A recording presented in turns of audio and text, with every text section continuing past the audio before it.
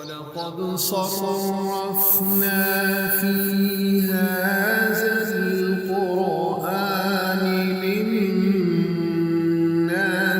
مِنْ كُلِّ مَثَلٍ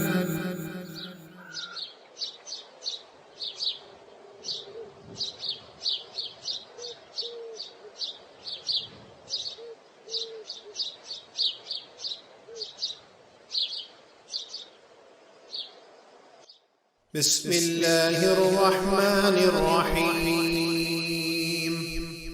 قل اعوذ برب الفلق من شر ما خلق ومن شر غاسق اذا وقب ومن شر النفاثات في العقد ومن شر حاسد اذا حسد۔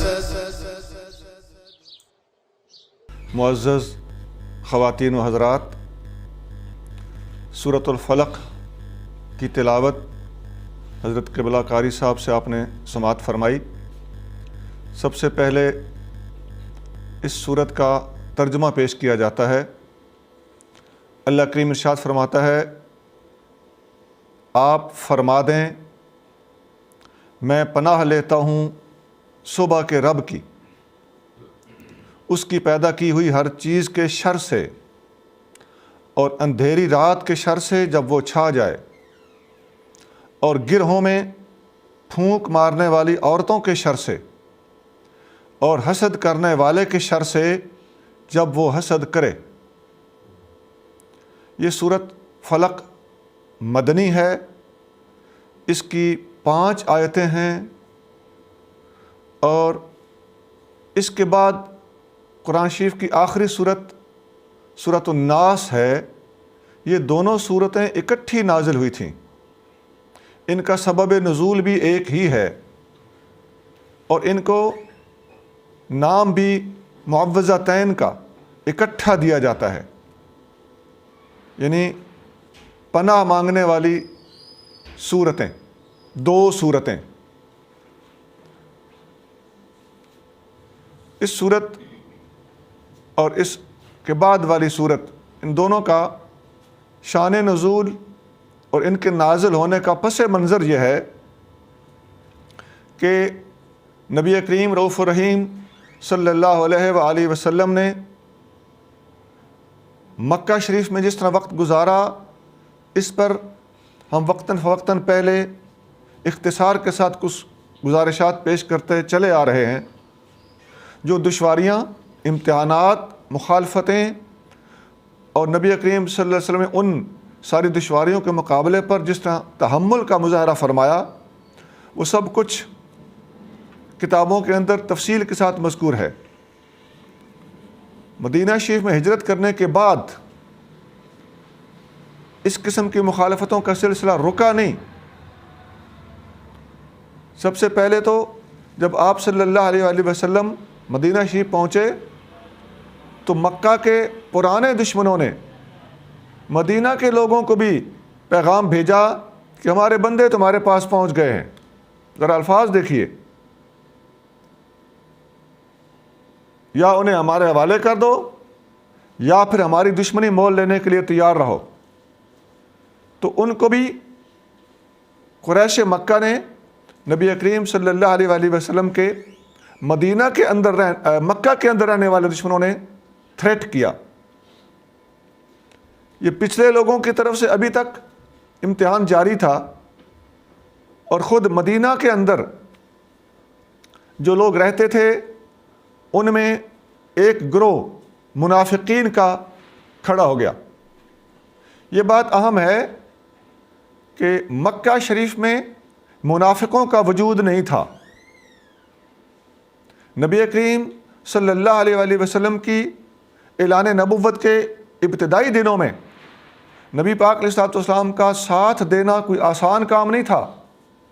اس وقت آپ کریم صلی اللہ علیہ وآلہ وسلم کے ساتھ سنگت اور آپ کے ساتھ وفا کو نبھانا یہ کسی منافق کے بس کا کام ہی نہیں تھا، اور خاص طور سے جب ہجرت کرنا پڑی تو نبی کریم صلی اللہ علیہ وآلہ وسلم کی خاطر، دین کی خاطر، اللہ کی خاطر مال، جان، زمینیں اور اولادیں اور بیویاں تک چھوڑ کے آنا یہ کسی منافق کے بس کا کام نہیں تھا۔ تو اس حقیقت سے بڑی بات واضح ہوتی ہے کہ مکہ میں منافقین کا وجود نہیں تھا، اور جتنے صحابہ کرام نبی کریم صلی اللہ علیہ وسلم کے ساتھ ہجرت کر کے مدینہ شریف گئے، ان کا یہ سارا کردار صاف بتا رہا ہے کہ ان کے اندر منافقت تو دور کی بات ہے، منافقت کا نشان اور شائبہ تک نہیں تھا۔ یہ ان کی ڈونیشنز، نبی کریم صلی اللہ علیہ وسلم کے ساتھ ان کی وفائیں اور مال، جان، اولاد اور بیویاں قربان کرنا، یہ ان کے عدم نفاق کا واضح ثبوت ہے۔ اور ایک اور بات اس کے ساتھ ایڈ کرنا ضروری ہے کہ پورے قرآن میں بھی جہاں جہاں منافقین کا ذکر ہے وہ صورتیں مدنی ہیں، مکی نہیں ہیں۔ سورۃ بقرہ کے ابتدا میں منافقین کا ذکر ہے تو سورۃ بقرہ مدنی ہے، اور سورۃ منافقون قرآن کے اندر موجود ہے وہ سورۃ مدنی ہے۔ تو اور اچھی طرح کنفرم ہو گیا کہ جتنے صحابہ کرام نبی پاک علیہ الصلوۃ والسلام کے ساتھ ہجرت کر کے مکہ سے مدینہ آئے، ان کے اوپر کوئی انسان، کوئی محقق، کوئی اپنے دماغ کا توازن درست رکھنے والا بندہ منافقت کا الزام ثابت نہیں کر سکتا۔ جب آپ صلی اللہ علیہ وسلم ہجرت کر کے پہنچے تو وہاں منافقین نے ایک نیا ہنگامہ کھڑا کیا ہوا تھا۔ آپ صلی اللہ علیہ وآلہ وسلم کے ساتھ اوپر سے دوستیاں اور عین موقع پر بے وفائیاں۔ جنگ احد کے اندر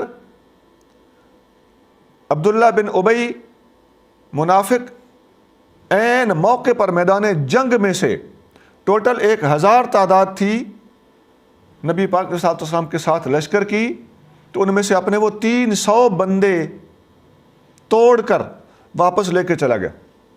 یہ بر وقت منافقت ہے اور بر وقت بے وفائی ہے۔ تو یہ لوگ پہچانے گئے کہ منافق ہیں، اور یہ ایک نیا موڑ تھا جہاں مخلص اور منافق کی شناخت ہوئی۔ اس وقت جو 700 بندے رہ گئے تھے جنگ احد میں نبی پاک علیہ الصلوۃ والسلام کا ساتھ دینے کے لیے، ان کا نفاق ثابت کرنا ناممکن ہے، اور وہ جو 300 بندے واپس آ گئے تھے ان 300 افراد نے ثابت کر دیا کہ وہ 300 منافق تھے، باقی حضور کا ساتھ چھوڑ کر واپس نہ آنے والے، حضور صلی اللہ علیہ وسلم کی خاطر میدان جنگ میں ڈٹ جانے والے، وہ منافقت کے عیب سے بری اور پاک لوگ تھے۔ اور آپ جانتے ہیں کہ یہ کون لوگ تھے؟ ہجرت کر کے جو آئے، اور ان 700 افراد میں کون شامل تھے؟ وہ عشرہ مبشرہ تھے، خلفائے راشدین تھے، چاروں یار تھے، ابو بکر، عمر، عثمان اور علی تھے۔ منافقوں نے اس قسم کی بے وفائیاں، مختلف قسم کے پروپیگنڈے،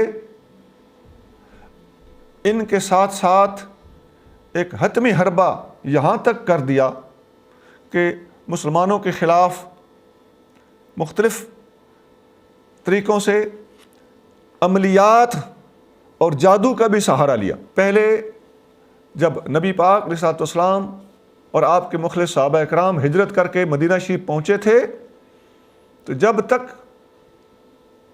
مسلمانوں کے ہاں کوئی بچہ پیدا نہیں ہوا، منافقوں نے یہی پروپیگنڈا کیا ہوا تھا کہ ہم نے ان کی اولاد جادو کے ذریعے باندھی ہوئی ہے، ان کے ہاں بچہ پیدا نہیں ہو سکتا۔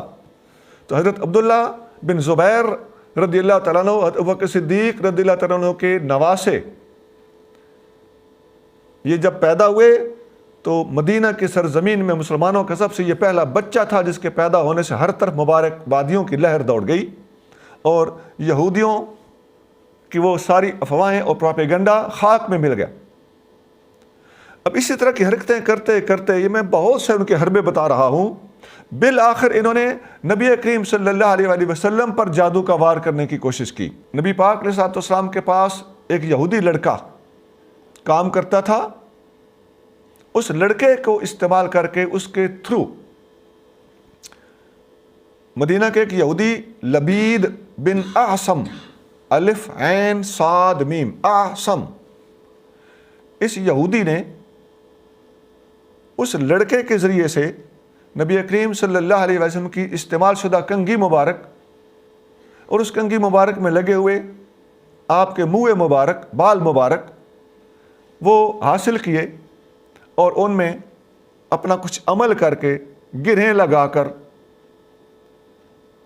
ایک کھجور کے کچھ پردوں کے اندر چھپا کے، مخصوص طریقہ ہوتا ہے ان جادوگروں کا، اس کے مطابق آپ کریم صلی اللہ علیہ وسلم کی کنگھی مبارک اور بال مبارک اس عمل کے بعد ایک خشک کنویں کے اندر پتھر کے نیچے دبا کر چھپا دیے۔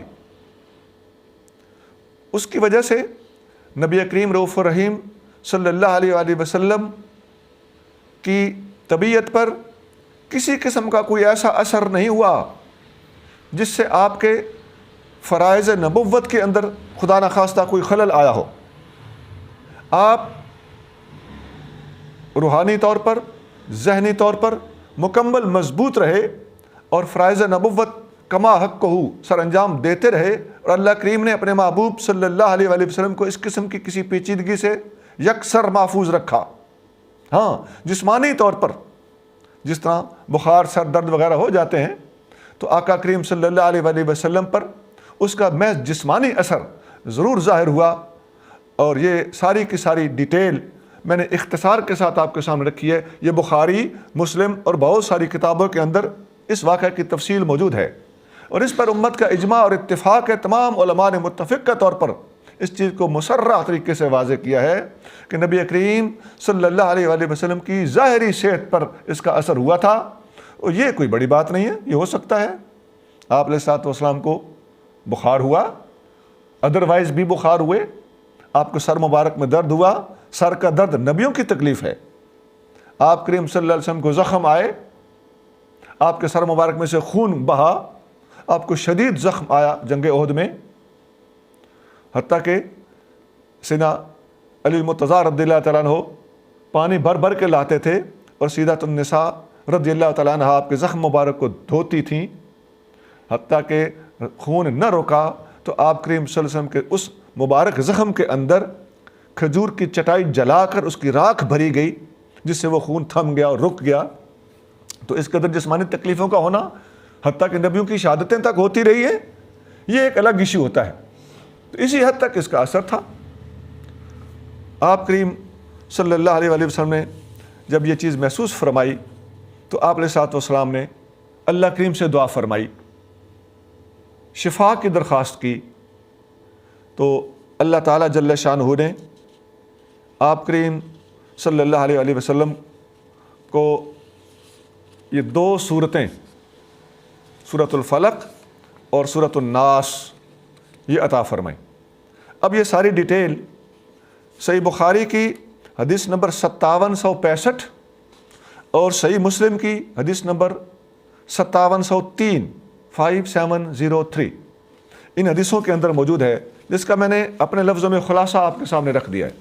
وہ حدیثیں عربی میں ہیں، لمبی حدیثیں ہیں، میں نے شارٹ کرنے کی غرض سے آپ کے سامنے اس کا نچوڑ اور ان کی سمری پیش کر دی۔ آپ صلی اللہ علیہ وسلم کو اللہ تعالیٰ نے جب یہ دو صورتیں عطا فرمائیں تو ان دو صورتوں کو نازل ہونے کے بعد آپ کریم صلی اللہ علیہ وسلم نے جب پڑھا تو اللہ تعالیٰ نے آپ کو فوراً شفا عطا فرما دی۔ جب اللہ تعالیٰ نے شفا عطا فرما دی تو آپ نے ساری ڈیٹیل، ساری بات اماں عائشہ صدیقہ رضی اللہ تعالیٰ عنہ سے ڈسکس فرمائی۔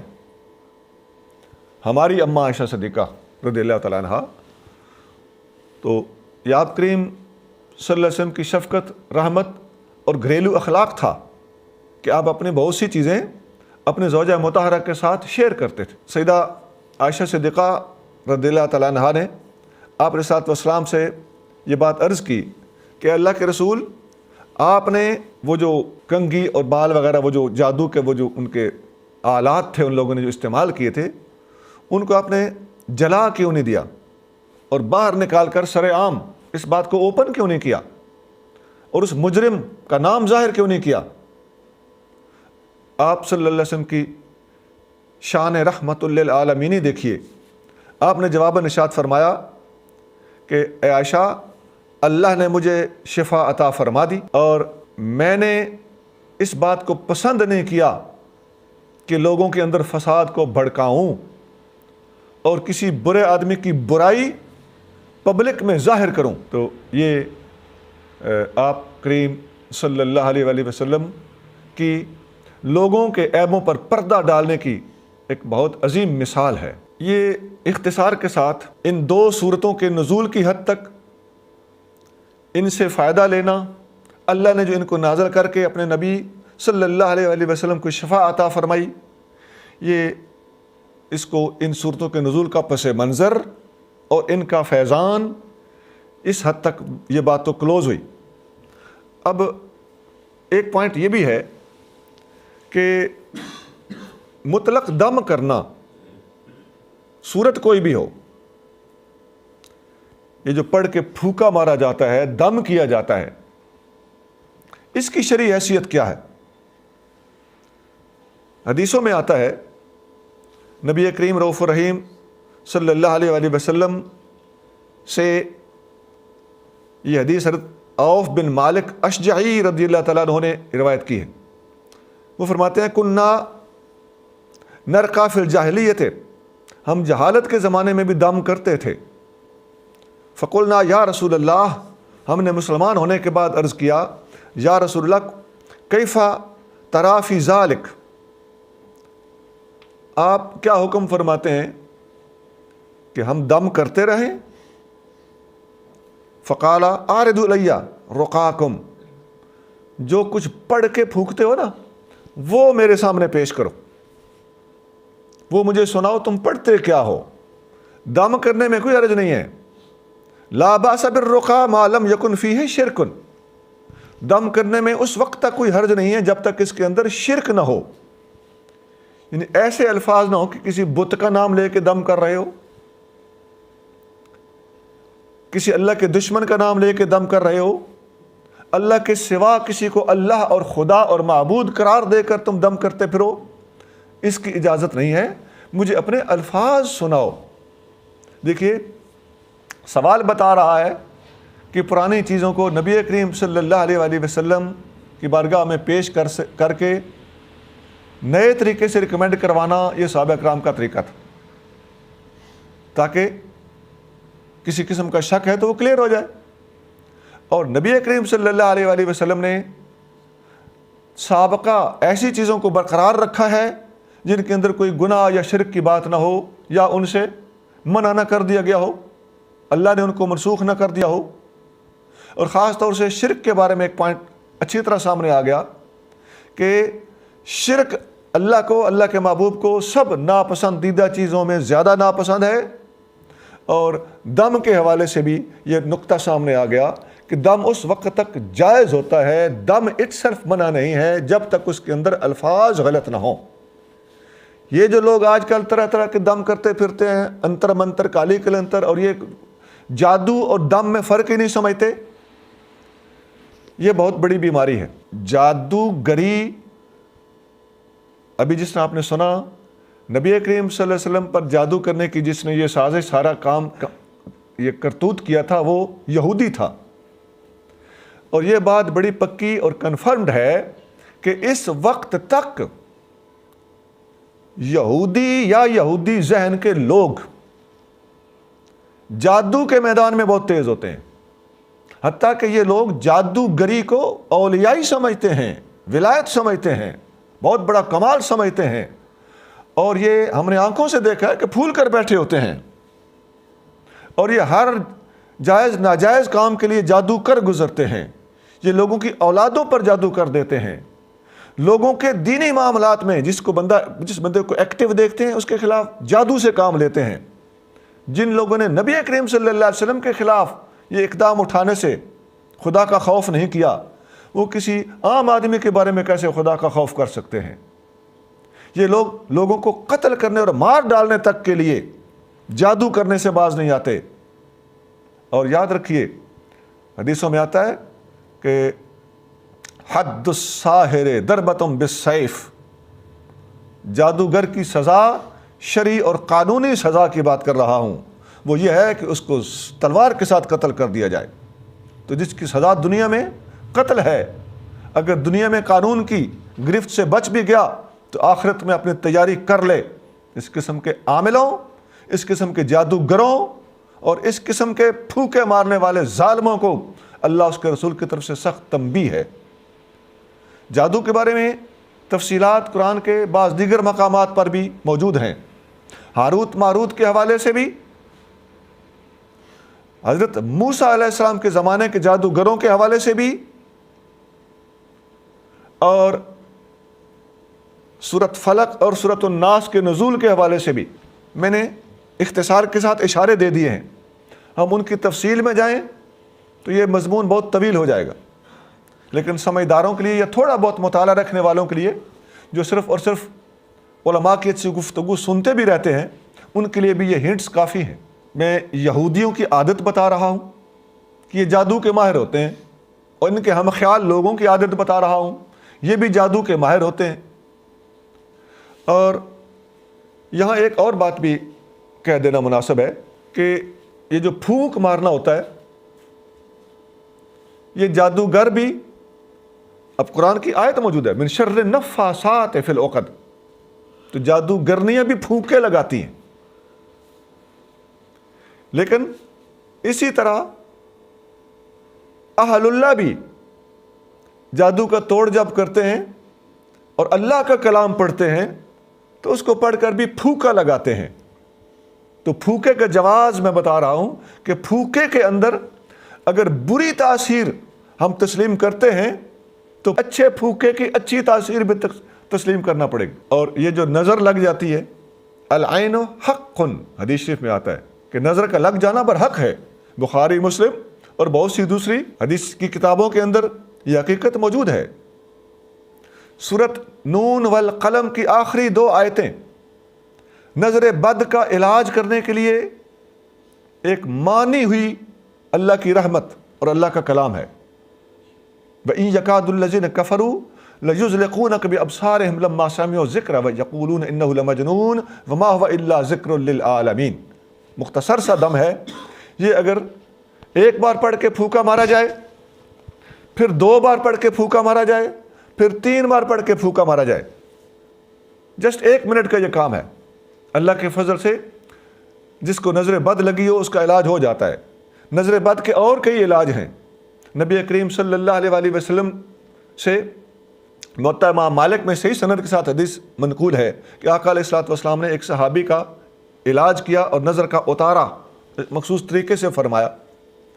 یہاں میں بتانا یہ چاہتا ہوں کہ یہ پھونکا مارنا اور یہ دم کرنا، اس میں ایک جہت یہ ہے کہ کسی کی نظر بد اگر لگ سکتی ہے تو پھر ماننا پڑے گا کہ نظر خیر میں بھی اللہ تعالیٰ نے طاقت رکھی ہوئی ہے۔ برے بندے کی نظر کام کر سکتی ہے تو اللہ کے ولی کی، اللہ کے نبیوں کی نظر وہ بھی کام کرتی رہی ہے، پھر مان لینا پڑے گا۔ اور پھوکے کی بھی یہی مثال ہے کہ جادوگرنیوں کے پھوکے کام کر سکتے ہیں تو اللہ کے ولیوں کے پھوکے بھی پھر کام کر سکتے ہیں۔ قرآن شریف میں اللہ کریم ارشاد فرماتا ہے وَنَفَخْتُ فِيهِ مِن رُوحِي، میں نے آدم میں اپنی روح کو پھونکا۔ تو اللہ تعالیٰ اپنی شان کے لائق پھونکا لگایا ہوگا نا، ہم تو چھو کر کے پھونکا لگاتے ہیں، تو اللہ کی شان جو ہے اس کے مطابق اس نے پھونکا لگایا۔ تو اللہ نے پھونکا لگایا، اللہ نے روح پھونکی، تو یہ نفخ کا لفظ ہے، وہاں پر نفخ پھونکے کو کہا جاتا ہے۔ تو پتہ چلتا ہے کہ پھونکا صرف جادوگروں کا نہیں، اللہ کا اپنا بھی ایک پھونکا ہے اور اللہ کے پیاروں کا بھی اچھے اور حق کے کاموں کے لیے پھونکا ہے۔ جو برے پھونکے کا برعکس ہے، اس کا الٹ ہے، اس کی ضد ہے۔ قیامت کے قریب وَنُفِخَ فِي الصُّورِ، سور پھونکا جائے گا، یہ بھی پھونکا ہے۔ اب یہ جو بندہ سانس لیتا ہے یہ بھی نفخ، یہ بھی نفس، ملتے جلتے معنی ہیں دونوں کے۔ یہ سانسوں کو انفاس کہا جاتا ہے۔ تو بندے کا سانس اندر باہر آتا اور جاتا، یہ کیا؟ یہ بھی پھونکے ہیں۔ تو پتہ چلتا ہے اللہ تعالیٰ نے حضرت آدم علیہ السلام کو اپنی شان کے لائق روح پھونکی قیامت کے دن، یعنی وہ انسانیت کی ابتدا تھی اور وہ اس دنیا کی انتہا ہوگی، وہ بھی پھونکا ہوگا. اور انسان جب دنیا میں مرتا بھی ہے تو اس وقت بھی اس کی پھونک ہی نکل جاتی ہے. تو غور کرتے رہیے، وہ ایک الگ بات ہے. کوئی بھی محقق، کوئی بھی مفسر اس پہ اپنے طریقے سے غور کرتا رہے، لیکن جو ہم نے پورا پھونکوں کا اسکیچ آپ کے سامنے پیش کیا ہے، ماننا پڑے گا کہ پھونکے میں کچھ راز ضرور ہے، اور اس کے اوپر دنیا کی ابتدا، انتہا اور دنیا کے درمیانی معاملات کا بہت بڑا دار و مدار ہے. تو اس ضمن میں یہ بات پھر کیسے قابل انکار ہو سکتی ہے کہ برے پھونکے جادوگروں کے اور اچھے پھونکے اللہ والوں کے یہ بھی پھر تسلیم کرنا پڑیں گے. اسی طرح دم کرنے کے جواز پر میں نے ایک حدیث جو پیش کی ہے کہ نبی پاک علیہ الصلوۃ والسلام نے فرمایا کہ دم کرنے میں کوئی حرج نہیں ہے، صرف اپنا دم میرے سامنے پیش کرو، میں اسے چیک کروں گا، اگر شریعت کے مطابق ہوگا، اس کے اندر شرک نہیں ہوگا تو میں اس کو الاؤ کروں گا. ایک اور حدیث ہے، حضرت ابو سعید خدری رضی اللہ تعالیٰ عنہ فرماتے ہیں ان ناسا من اصحاب رسول اللہ صلی اللہ علیہ وسلم کانوا فی سفر. یہ لمبی حدیث ہے، میں صرف اس کا اردو میں آپ کے سامنے خلاصہ پیش کرنے لگا. یہ حدیث بخاری شریف میں موجود ہے اور مسلم شریف میں بھی ہے. بخاری شریف میں حدیث نمبر 5749 5749 اور مسلم شریف میں 5733، ترمذی شریف میں 6064 اور ابن ماجہ میں 2156 اور بہت کتابوں میں گویا یہ حدیث موجود ہے اور بالکل اتھینٹیکیٹڈ اور ایکوریٹ حدیث ہے. نبی کریم صلی اللہ علیہ وآلہ وسلم کے کچھ صحابہ ایک دفعہ سفر پر تھے تو عرب کے ایک قبیلے کے پاس سے گزرے. رات آ گئی، صحابہ کرام نے ان لوگوں سے میزبانی کی درخواست کی کہ ہمیں رات ٹھہرنا پڑ گیا ہے، آپ ہمیں مہمان کے طور پر اپنے پاس ٹھہرنے کی اجازت دیں. ان لوگوں نے انکار کر دیا. جب صحابہ کرام ان کی مہمانی کے انکار کے بعد ان کے گاؤں کے باہر پڑاؤ ڈال کر بیٹھ گئے کہ چلو جیسے کیسے اپنے طور پہ رات گزار لیتے ہیں، تو اس قبیلے کے سردار بابا جی کو، ایک بابے کو سانپ نے ڈس لیا. ان کے ایک آدمی نے ان کو مشورہ دیا کہ یہ باہر مسلمان بیٹھے ہوئے ہیں تو ان کے پاس ضرور کوئی دم ہوگا،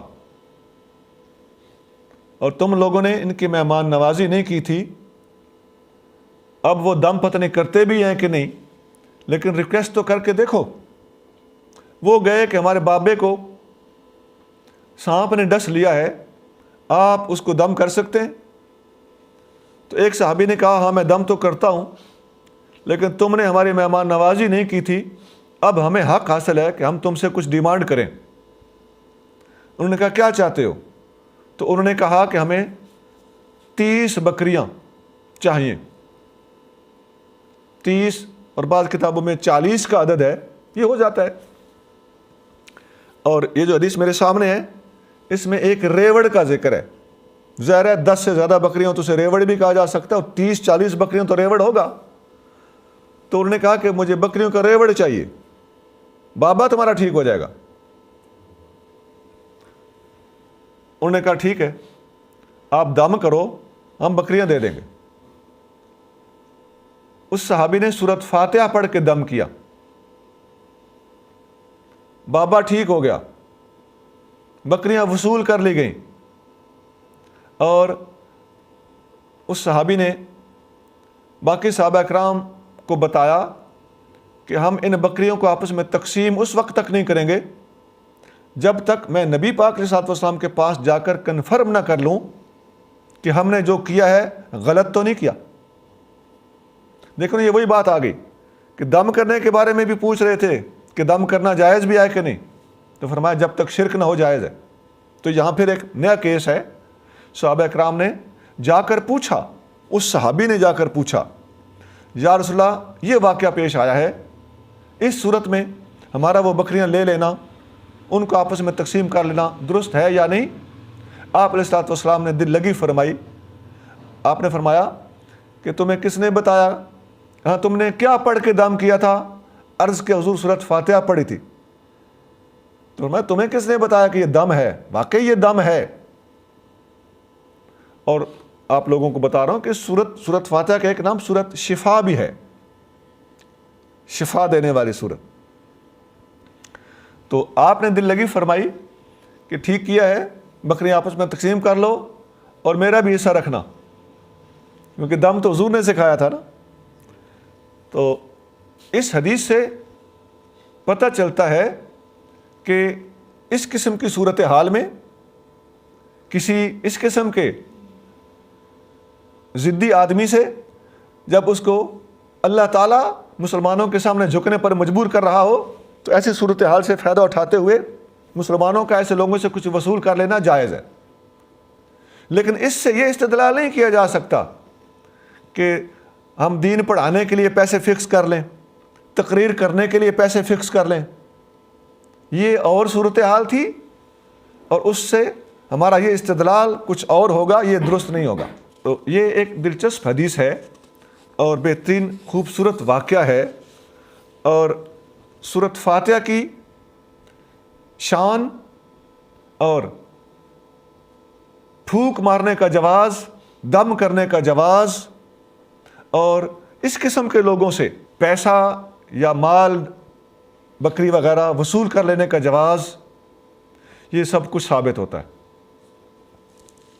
یہ حدیث میں نے آخری دو صورتوں سورۃ فلق اور سورۃ الناس ان کے دم کی مزید تائید کے طور پر آپ کے سامنے پیش کی ہے.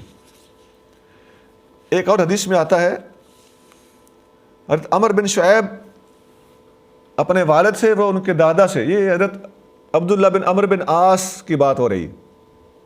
اس قسم کی سند آتی ہے تو یہ ہستی مراد ہوتے ہیں. تو وہ فرماتے ہیں کہ ان رسول اللہ صلی اللہ علیہ وسلم قال اذا فزع احدکم فی النوم فليقل اعوذ بکلمات اللہ التامات من غضبہ وعقابہ وشر عبادہ ومن همزات الشیاطین. لمبی حدیث ہے، میں ترجمہ سنا دیتا ہوں. آقا کریم صلی اللہ علیہ وآلہ وسلم نے فرمایا تو میں سے جب کوئی شخص نیند میں ڈر جائے تو وہ یوں کہا کرے میں اللہ کی پناہ میں آتا ہوں اس کے کامل کلمات کے ذریعے، اس کے غضب اور سزا سے اور اس کے بندوں کے شر سے اور شیطانوں کی چھیڑ خانی سے اور اس سے کہ وہ شیاطین حاضر ہوں. جب وہ یہاں تک دعا پڑھ لے گا وَأَن يَحْضُرُونَ تک تو حبیب کریم صلی اللہ علیہ وسلم نے فرمایا وہ خواب اسے نقصان نہیں دے گا. عبداللہ بن عمر کی اولاد میں سے وہی جو اس حدیث کے راوی ہیں. ایک اور یہ ایڈیشنل چیز ہے، ان کی اولاد میں سے جو بالغ ہو جاتا اور جو بالغ نبی ہوتا تو اسے آپ یہی دعا سکھاتے تھے، یہ جو میں نے ابھی آپ کو پڑھ کے سنائی. اور اسے ایک کاغذ پر لکھ کر، ایک نئی چیز، پہلے تو دم کی بات ہو رہی تھی نا، اب کاغذ پر لکھتے تھے پھر اسے اس بچے کے گلے میں لٹکا دیتے تھے تعویذ بنا کر. تو یہ جو قل اعوذ برب الفلق، قل اعوذ برب الناس، یہ اعوذ کے لفظ سے، یہ آذ یعوذ یہ اس کا مادہ ہے، تو اسی سے تعویذ کا لفظ بھی نکلا ہوا ہے. تعویذ کا معنی ہوتا ہے پناہ لینا. تو اس کو لکھ کر جب گلے میں لٹکایا جاتا ہے تو اس کو ایک ہماری ٹرم ہے، اصطلاح ہے، اس میں اس کو تعویذ کہا جاتا ہے. تو یہ لفظ تعویذ ان صورتوں کے ناموں سے ماخوذ ہے، لیا گیا ہے. تو ایک صحابی کا عمل اس حدیث کے اندر مذکور ہے کہ وہ کو لکھ کر اپنے بچوں کے گلے میں لٹکا دیتے تھے اس دعا کو. یہ مسند احمد میں حدیث نمبر 6696 ہے، 6696. ابو داؤد میں حدیث نمبر 3893 ہے. ترمذی شریف میں حدیث نمبر 3528 ہے. اور یہ جو لفظ بلفظ ہم نے پڑھا ہے یہ ترمذی سے لیا گیا ہے اور اس کی سند اتھینٹیکیٹڈ ہے، حدیث صحیح. اب تک ہم نے دو باتیں ڈسکس کی، ان دونوں صورتوں کے نزول کا پس منظر کیا تھا، اور اس کے بعد ہم نے دم کرنے کی شرعی حیثیت کیا ہے، یہ دو چیزیں ڈسکس کی۔ اب تیسری چیز ہے پرٹیکولرلی سورۃ فلق کو پڑھ کے دم کرنا۔ حدیث میں آتا ہے ان ابی سعید ان جبریل اتى النبی صلی اللہ علیہ وآلہ وسلم فقال، حضرت ابو سعید خدری رضی اللہ تعالیٰ عنہ فرماتے ہیں کہ حضرت جبریل امین نبی کریم صلی اللہ علیہ وآلہ وسلم کے پاس آئے اور کہا یا محمد اشتکیت، یا رسول اللہ صلی اللہ علیہ وسلم کیا آپ کو کوئی شکایت ہے، یعنی تکلیف ہے؟ قال نعم، فرمایا تکلیف محسوس کرتا ہوں۔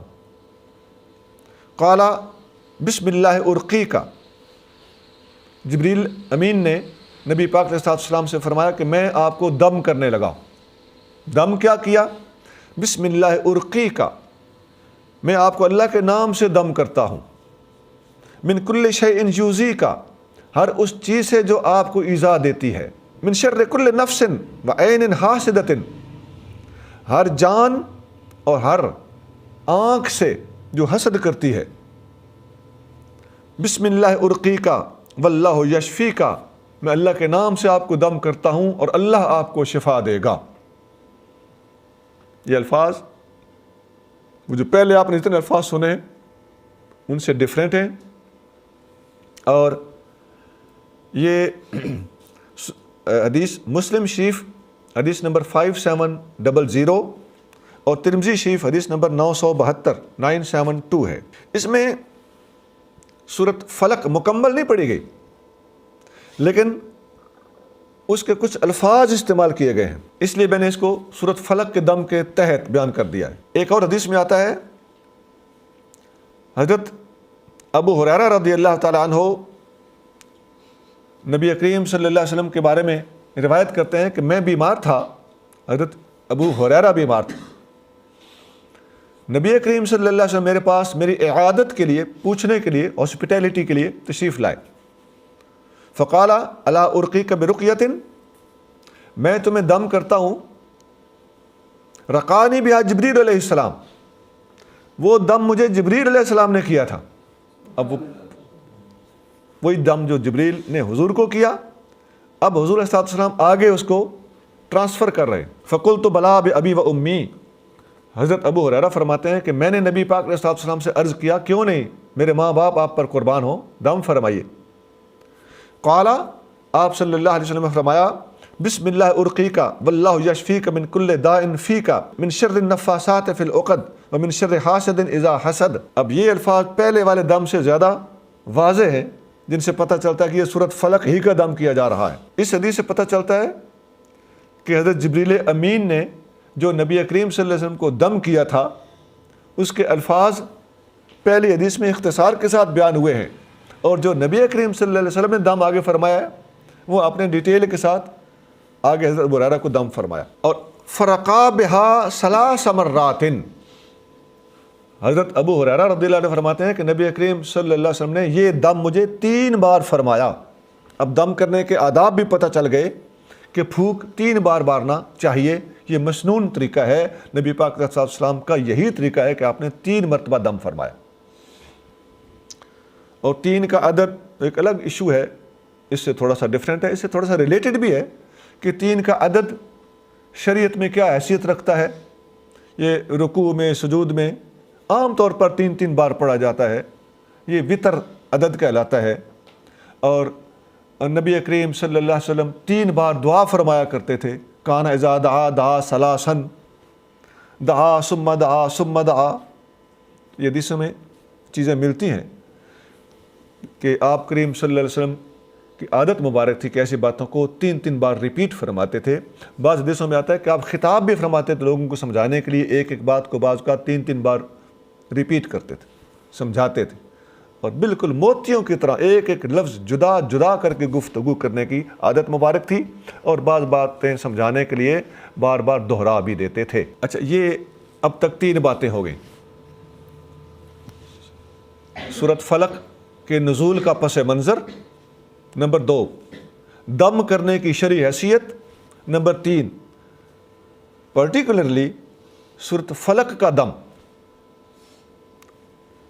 اب چوتھی چیز ہے سورۃ فلق کے دوسرے فضائل، اس کے علاوہ دم کے علاوہ اس کے فضائل حدیثوں میں بیان ہوئے ہیں کہ ادروائز بھی پڑھنی چاہیے، اپنے طور پہ پڑھ لینی چاہیے، اس کی تکرار کر لینی چاہیے، رات کو سوتے وقت پڑھنی چاہیے، مختلف پڑھنے کے مواقع اس کے وہ بھی حدیثوں کے اندر بیان ہوئے۔ مثلا ان عقبۃ بن عامر الجہنی رضی اللہ تعالی عنہ عن النبی صلی اللہ علیہ وآلہ وسلم قال قد انزل اللہ علیہ آیات لم یرى مثلہن۔ نبی کریم صلی اللہ علیہ وسلم نے فرمایا کہ اللہ تعالیٰ نے مجھ پر کچھ آیات ایسی نازل فرمائی ہیں ان جیسی آیتیں پہلے سامنے نہیں آئیں۔ آؤٹ اسٹینڈنگ اور ڈفرینٹ قسم کی آیتیں ہیں یہ جو صورتیں ہیں۔ فرمایا وہ کیا ہے؟ قل اعوذ برب الناس الی آخر السورہ وقل اعوذ برب الفلق، ان دو صورتوں کا ذکر فرمایا کہ سورۃ الناس اور سورۃ الفلق الی آخر السورہ، پوری کی پوری صورت آپ نے پڑھ دی، اور یہ دونوں صورتیں فرمایا ان کے لیول کی شان اور مقام کے لحاظ سے اور ڈفرینٹ قسم کی کوالٹیز اور افیکٹیویٹیز کے لحاظ سے اور تاثیر کے لحاظ سے یہ صورتیں اپنی شان جداگانہ رکھتی ہیں۔ ایک حدیث میں آتا ہے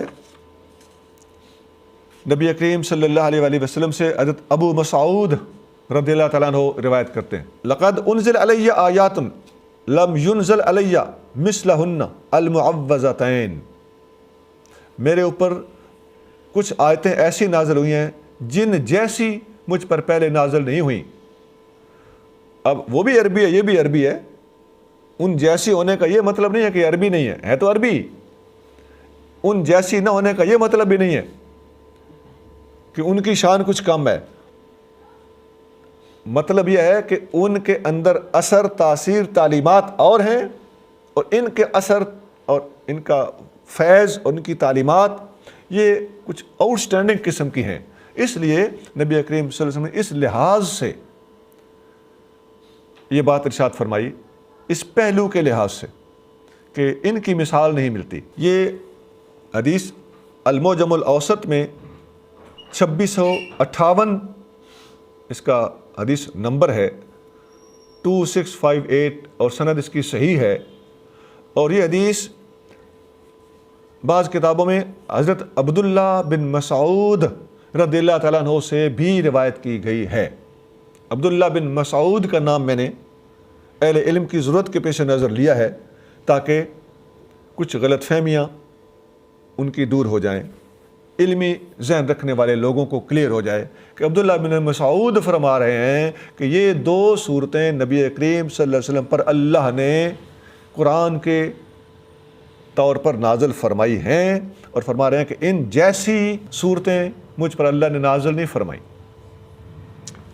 ایک اور حدیث میں آتا ہے ان عائشہ رضی اللہ تعالی عنہ ان النبی صلی اللہ علیہ وسلم نظر الی القمر، اما عائشہ صدیقہ رضی اللہ تعالیٰ عنہ فرماتی ہیں کہ نبی کریم رؤوف الرحیم صلی اللہ علیہ وآلہ وسلم نے چاند کی طرف دیکھا، فقال یا عائشہ، تو اور فرمایا اے عائشہ استعیذی باللہ من شر ھذا، فرمایا اس کے شر سے اللہ کی پناہ میں آ، فإن ھذا هو الغاسق اذا وقب، آپ علیہ الصلوۃ والسلام فرمایا یہی وہ اندھیرا ہے جس کے بارے میں قرآن میں آتا ہے وَمِن شَرِّ غَاسِقٍ اِذَا وَقَبَ، اس سورۃ فلق کے جو الفاظ ہیں وہ آپ نے جہاں کوٹ کیے، فرمایا یہ جو من شر غاسق اذا وقب ہے نا، تو یہ غاسق چھا جانے والا، اذا وقب جب وہ ٹیک اوور کر لے، چھا جائے، تو یہ کیا ہے؟ وہ یہ جو چاند ہے اس کا چھپ جانا، اندھیرے کا آ جانا ہے، تو اللہ کی پناہ میں آپ۔ ایک اور حدیث میں آتا ہے ان عقبۃ بن عامر رضی اللہ تعالیٰ عنہ قال قلت یا رسول اللہ اقرأ من سورۃ یوسف و سورۃ ہود، عرض کیا یا رسول اللہ میں سورۃ یوسف اور سورۃ ہود پڑھنے کا عادی ہوں۔ قال یا عقبۃ، آپ علیہ الصلوۃ والسلام فرمایا اے عقبہ اقرأ باعوذ برب الفلق قل اعوذ برب الفلق پڑھا کر، وہ بھی پڑھ اور اس کو بھی ایڈ کر۔ فإنك لن تقرأ بسورة أحب إلى الله، اللہ تعالیٰ کو ایک خاص لحاظ سے اس جیسی کوئی اور صورت پسند نہیں ہے۔ اس کے اندر اصل وجہ کیا ہے؟ اس میں اعوذ کا لفظ ہے نا، میں اعوذ برب الفلق، میں فلق کے رب کی پناہ میں آتا ہوں۔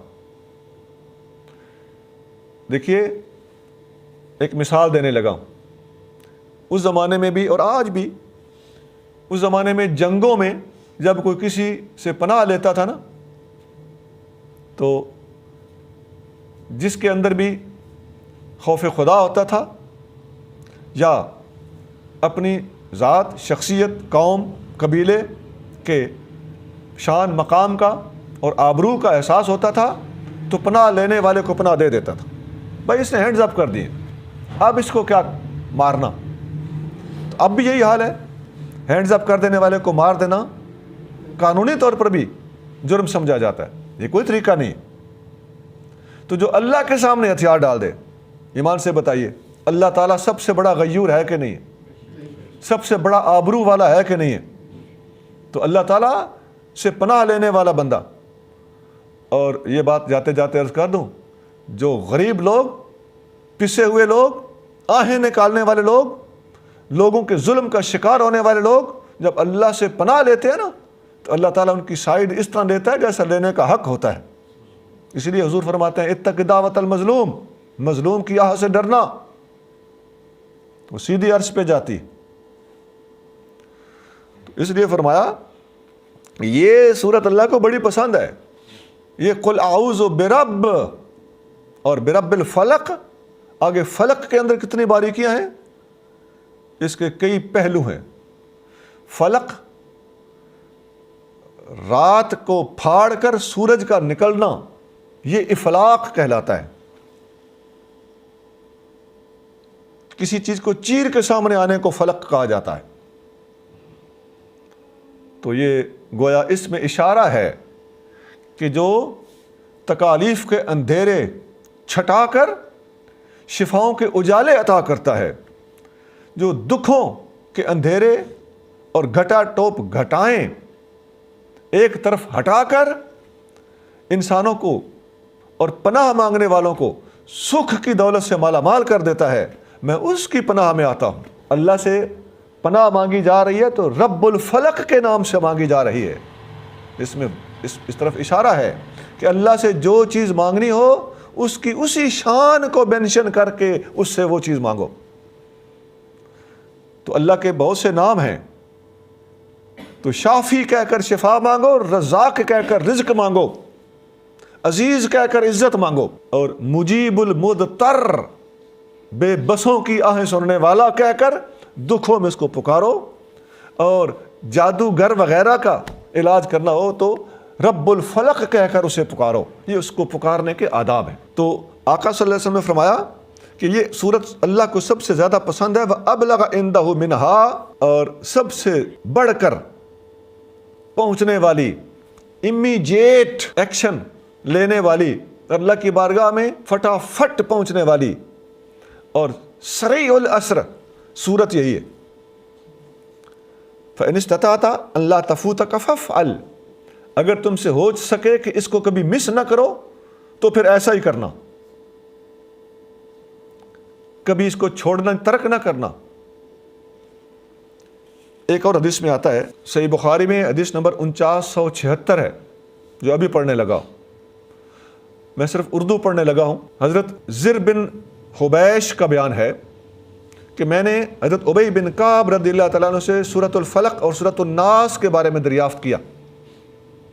ابی بن کعب رضی اللہ تعالیٰ عنہ وہ صحابی ہیں جن کو نبی کریم صلی اللہ علیہ وسلم نے اس امت کا سب سے بڑا قاری قرار دیا ہے، جامع ترمذی کے اندر حدیث ہے۔ تو پھر کہتے ہیں کہ میں نے ابی بن کعب سے ان دو صورتوں کے بارے میں پوچھا، تو انہوں نے فرمایا کہ میں نے ان کے متعلق رسول اللہ صلی اللہ علیہ وسلم سے پوچھا تھا، تو آپ نے مجھ سے فرمایا یہ صورتیں اللہ نے مجھے فرمائی ہیں کہ قل